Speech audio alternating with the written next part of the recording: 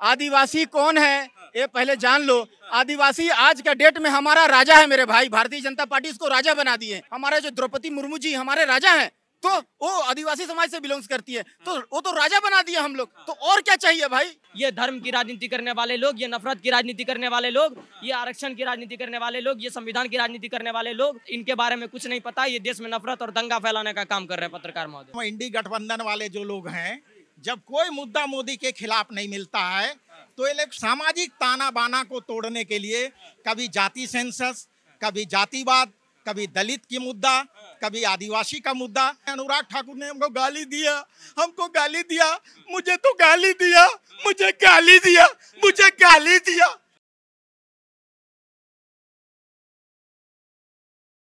नमस्कार, ओ न्यूज हिंदी देख रहे हैं आप। मैं हूं आपके साथ अभिषेक कुमार। देश की सदन में राहुल गांधी ने एक बार फिर बोला है और कुछ ऐसा बोला है जो फिर से विवादों में आ गया। राहुल गांधी ने कह दिया इस बार का जो बजट निर्मला सीतारमण ने पेश किया था वो बजट नहीं, वो एक हलवा है। जी हाँ, इसी हलवा के मुद्दे पे इस वक्त देश में सियासत गर्म है, क्योंकि राहुल गांधी ने सीधा सीधा कहा है जिन 20 अधिकारियों ने मिलकर इस बार का बजट तैयार किया उसमें एक भी दलित समाज या आदिवासी समाज का व्यक्ति नहीं था। इसी को लेकर अनुराग ठाकुर की तरफ से भी जवाब दिया गया और अनुराग ठाकुर ने कांग्रेस पार्टी के जितने भी अपराध थे, घोटाले थे, सब कुछ गिनाकर आखिर में राहुल गांधी से पूछा कि राहुल जी, हलवा कैसा है, मीठा है या तीखा? इसी मुद्दे पे हमारे साथ बातचीत करने के लिए सरदार जी है। सर, आपको क्या लगता है, अनुराग ठाकुर ने जो कुछ भी गिनाया कांग्रेस को, राहुल गांधी को, हलवा कैसा लगा होगा कांग्रेस पार्टी को? देखिए, सबसे पहले तो मैं यही कहना चाहूंगा कि जात न पूछो साधु की, पूछ लीजिए ज्ञान, और मोल करो तलवार की, पड़ी रहन दो बयान। ये बार बार जातिवाद में बांट करके हमें आपस में लड़वाना चाहते हैं इंडी ठगबंधन गठबंधन वाले, ये कांग्रेस वाले। इनको हजम नहीं हो रहा है कि कैसे ये जो है नरेंद्र मोदी की सरकार जो है सत्ता पर काबिज है, ये इनको बर्दाश्त नहीं हो रहा, हजम नहीं हो रहा है। ये अपना जात तो बताने से रहे, अपना जात क्यों नहीं बताते हैं? इनका पिताजी पारसी हैं, इनका अम्मी जान जो है वो ईसाई हैं, और उसके बाद में जो है ये उनका नाना जो है वो अपने आप को पंडित बताते हैं, इनका बहन जो है वाड्रा है। ये हल्दीराम का भुजिया भी इतना मिक्सचर नहीं होगा जितना इतना मिक्सचर है इनका खानदान में। तो अपना जात बताओ ना, अपना जात तो कभी बताएंगे नहीं।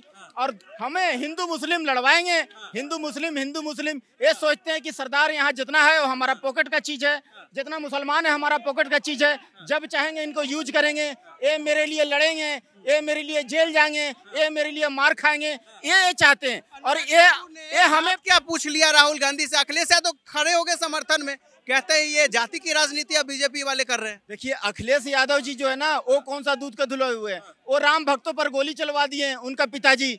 और वो कहते हैं कि जब ये लड़की कोई पकड़ के कोई अगर गलत कर देता है, कोई लड़का उसके साथ कोई लड़की को, तो कहते हैं ये नौजवानों से गलती हो जाती है।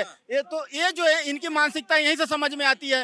ये तीन ही चीज तो चलती है, परिवारवाद, जातिवाद, तुष्टीकरण। ये इससे कभी ऊपर उठ ही नहीं पाए हैं। जनता जागरूक हो चुकी है, अब इनके झांसे में आने वाले नहीं है। राहुल गांधी ने बस इतना ही तो पूछा था कि उसमें एक भी आदिवासी या दलित समाज का चेहरा क्यों नहीं था। जो 20 अधिकारी ने मिलकर बजट तैयार किया, यानी कि दलित और आदिवासी समाज के लिए इस बजट में कुछ भी नहीं था, राहुल गांधी ने आरोप लगाया है। अरे मेरे भाई, आदिवासी कौन है ये पहले जान लो। आदिवासी आज का डेट में हमारा राजा है मेरे भाई। भारतीय जनता पार्टी इसको राजा बना दिए आदिवासी को। आदिवासी जब हमारे राजा हैं, सिर आंखों पर जब हम उनको बैठा लिए, तो उनसे आगे तो कोई बात ही नहीं है भाई। जब हमारे राजा सर्वोपरि सबसे बड़ा सबसे ओहदा दे दिए भारतीय जनता पार्टी, हमारे जो द्रौपदी मुर्मू जी हमारे राजा हैं, तो वो आदिवासी समाज से बिलोंग्स करती है, तो वो तो राजा बना दिया हम लोग। तो और क्या चाहिए भाई? हाँ, और क्या चाहिए आपको? राहुल गांधी ने ये सवाल क्यों किया? क्यों किया? उनको खुजली मची रहती है, बालक बुद्धि है, इतना मिक्स हाइब्रिड है, उनको कोई समझ में नहीं आता है। उनको क्या बोलना है, क्या उसका अंजाम क्या होगा, क्या बोलेंगे, क्या उसका अर्थ निकलेगा, कुछ भी नहीं पता। अपनी बेइज्जती कराने की खुजली मची है राहुल गांधी की। अपने चुल मची रहती है, अटपटांग बयानबाजी करते हैं, कभी आलू से सोना बनाते हैं, कभी जवाब का कोई सवाल मांगता है वो जवाब का सवाल मांगते हैं। आटे को लीटर के हिसाब से तोलते हैं, और खेत में बोलते हैं कि हम टाइल्स लगा देंगे, और सूरज और चांद पर बोलते हैं कि वहां पर जमीन देंगे, वहां पर तुम खेती करना। तो ये बालक बुद्धि है, मंद बुद्धि है। ये ऐसा प्लेटफॉर्म तैयार कर रहे हैं कि हिंदू मुस्लिम को आपस में लड़वा देंगे, और जो है हम तो डूबेंगे सनम, लेकिन तेरे को ले डूबेंगे। यहाँ का लॉ एंड ऑर्डर का हुलिया बिगाड़ना चाहते हैं ताकि मोदी सरकार गिर जाए। जी, राहुल गांधी क्या कांग्रेस पार्टी को और नुकसान नहीं पहुंचा रहे? जब से राहुल गांधी जब बोले हैं राहुल गांधी, कुछ ना कुछ ऐसा बोले, सेल्फ गोल कर लिया राहुल ने। देखिए, बहुत सारा मुद्दाएं ऐसी थी बोल के कुछ हिंदू नाराज थे, इसलिए जो है सीट जो है उनको ज्यादा मिल गया है, 99 सीट मिल गया है। अब जो है ना 99 से ये 0 सीट पर अगले बार आ जाएंगे। इनको समझ में आ जाएगी कांग्रेस पार्टी को कहीं भी लोग पसंद नहीं करते हैं।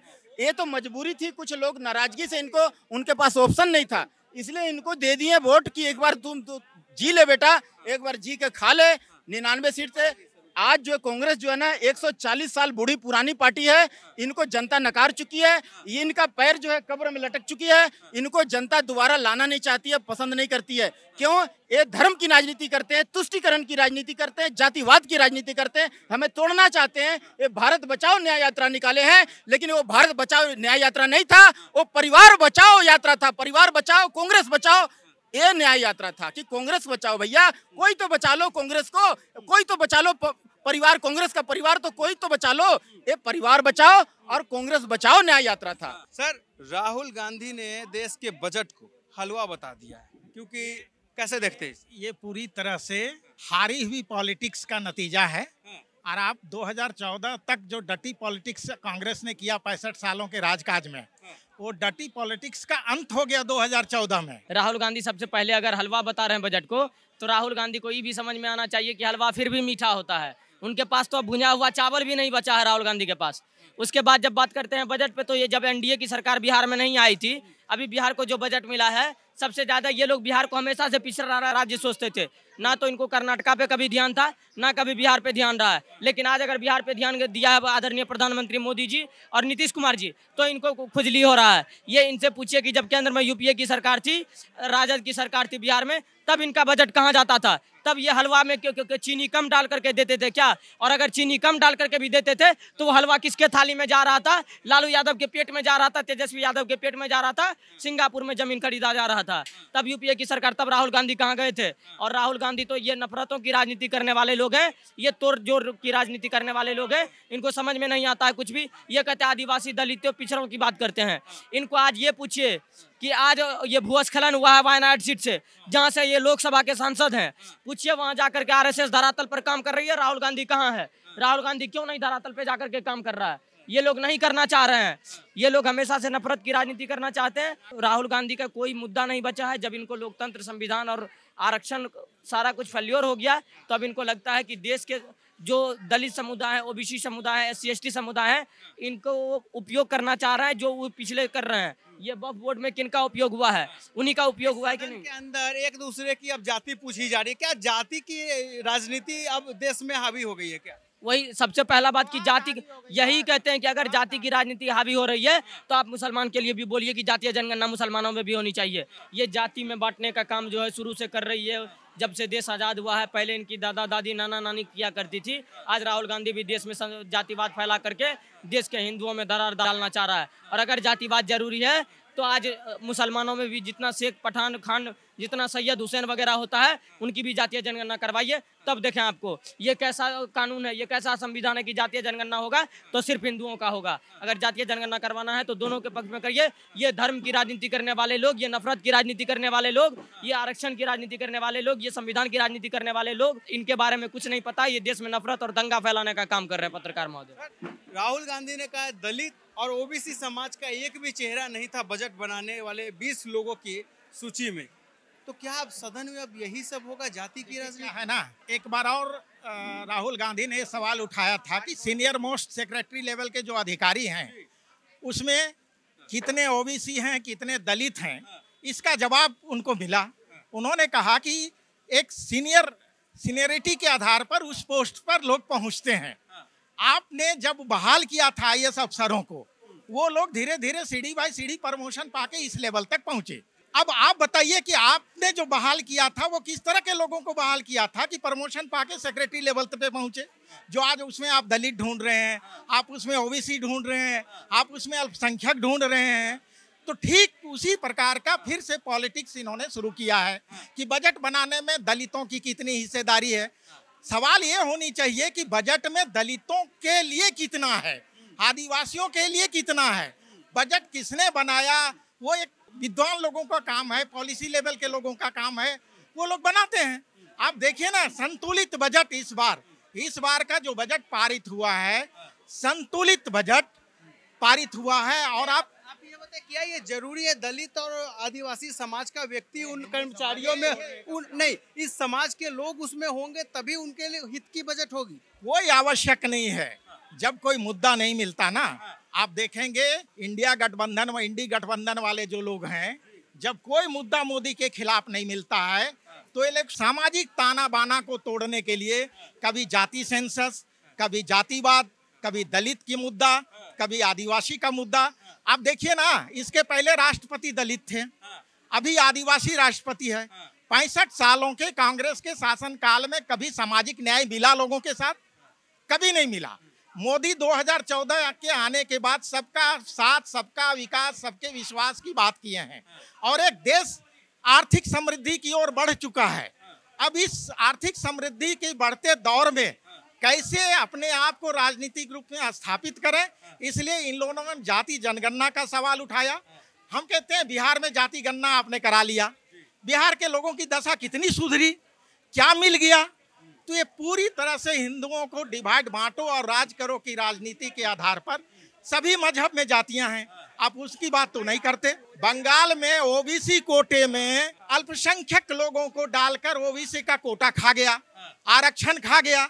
अब पूरे देश में ओबीसी आरक्षण को खत्म करने के लिए ये लोग जो है इस तरह के मुद्दे को उठा रहे हैं। तो क्या ये जबरदस्ती का बनाया गया मुद्दा है राहुल गांधी की तरफ? बिल्कुल जबरदस्ती का मुद्दा है।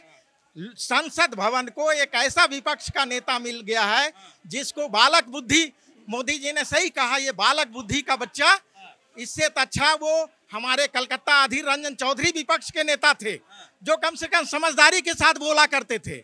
जब से राहुल गांधी विपक्ष का नेता बने हैं, संसद की गरिमा भंग हुई है। और मैं तो सोचता हूँ आने वाले दिनों में पता नहीं देश का सबसे बड़ा लोकतंत्र का मंदिर संसद किस तरह से संचालित होगा अगर इस तरह के मुद्दे उठेंगे। अनुराग ठाकुर ने क्या गलत पूछा? उन्होंने इतनी सी बात तो पूछा, क्या बार बार जाति जनगणना की बात करते हो? आपके दरवाजे पर सेंसस करने वाले जाएंगे और पूछेंगे राहुल गांधी आप किस जाति के हो, तो आप क्या बताओगे? आपकी जाति क्या है? आप क्यों जाति में डिवाइड कर रहे हो? यही तो अनुराग ठाकुर ने पूछा ना। क्या गलत पूछा? क्या गलत पूछा? क्यों मिर्ची लग गई आपको? आपको जवाब मिला है। और आप अगर कहते हैं कि अनुराग ठाकुर ने हमको गाली दिया, तो आप पूरे देश में घर घर जाकर जाति पूछ के जो गाली देने की बात कर रहे हो वो गलत है।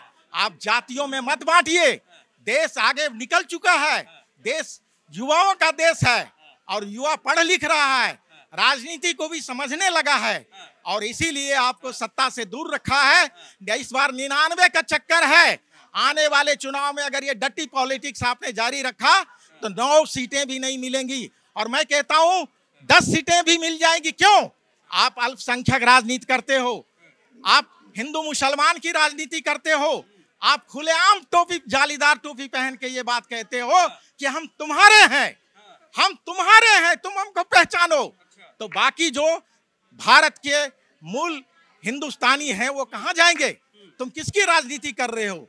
दुर्भाग्य है इस देश का कि इस देश में युवाओं के रोजगार की बात नहीं होती, गरीबी दूर करने की बात नहीं होती, समता न्याय की बात नहीं होती। हर बार ले दे करके जाति जनगणना। नेता अगर जातिगत जनगणना करवाए तो सही, लेकिन वहीं किसी नेता की अगर जाति पूछ दी जाए तो कहते हैं जात ना पूछो नेता की। यही तो बात है, यही बात है।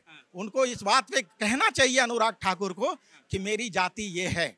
जवाब मिलता उनको, गांधी को लेकिन वो राहुल गांधी को कहना चाहिए, लेकिन वो कहते हैं अनुराग ठाकुर ने हमको गाली दिया, मुझे तो गाली दिया, मुझे गाली दिया।